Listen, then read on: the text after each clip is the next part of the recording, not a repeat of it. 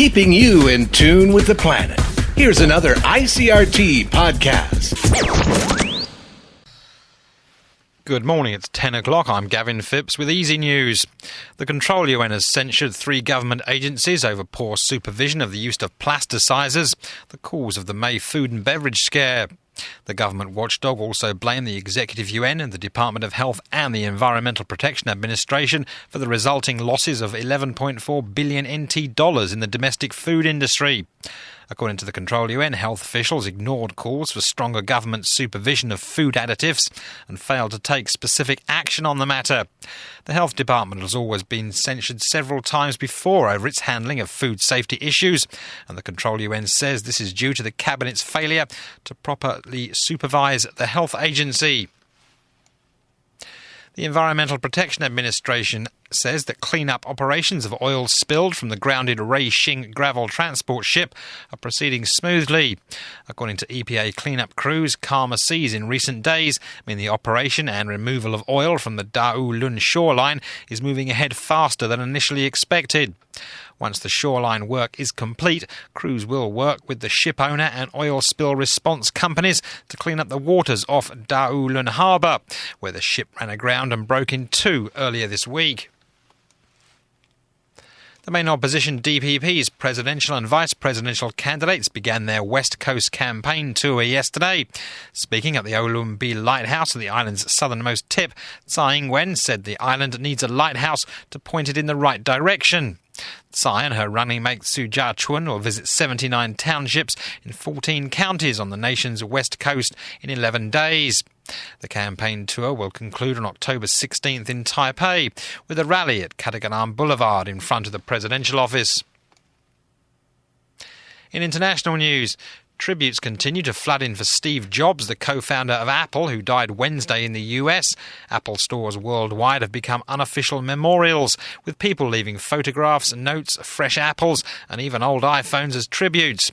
These people outside New York City's flagship Apple store reflect on Jobs' passing. The legacy is that everybody is computer savvy because of not the current Apple stuff, but because of the old 2G. That's what got everybody started with computers. His legacy, I can tell you, the man who reinvented the wheel. In 100 years from now, they could be relating him to Einstein. Meanwhile, the AP's Robert Ray reports, what's next for Apple now Jobs has died? From the personal computer to the iPod, iPhone, and iPad, this iconic, savvy, and creative figure changed the game, the rules, and more. And while Apple continues their mission to invest in new products that change the way people live, the legacy of America's great entrepreneur, Steve Jobs, is strong. We'll see whether Steve Jobs created a culture that has that same kind of dynamism, that he brought himself to the business. Apple shares dipped slightly in reaction to the passing, but gained momentum again late in the day. Robert Ray, Chicago. Libya's ousted leader Muammar Gaddafi has called on Libyans to come out into the streets in their millions to resist the nation's interim leadership. In an audio message broadcast on a Syrian-based television network, he said that conditions in Libya have become unbearable. It is unclear where the poor-quality broadcast was recorded, however. The message comes as heavy fighting continues between anti-Gaddafi forces and loyalists for the city of Sirte. Gaddafi's whereabouts remains unknown. Meanwhile, NATO defence ministers have refused to set a date by which they'll leave Libya, saying the Transitional National Council must first get a firm grip on security. Syrian forces have crossed into Lebanon and shot dead a Syrian national living in a border area.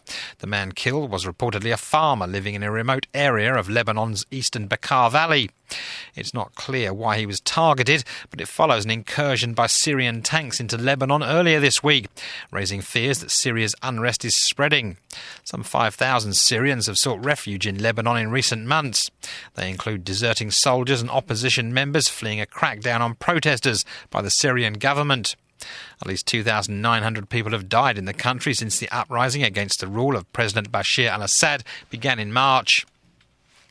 And back in Taiwan, I'm looking at today's weather, where we can expect cloudy skies and scattered showers in the north, with a high of 25 in Taipei, and mostly clear skies in the centre and south, with a high of 31 in the Taichung and Kaohsiung areas.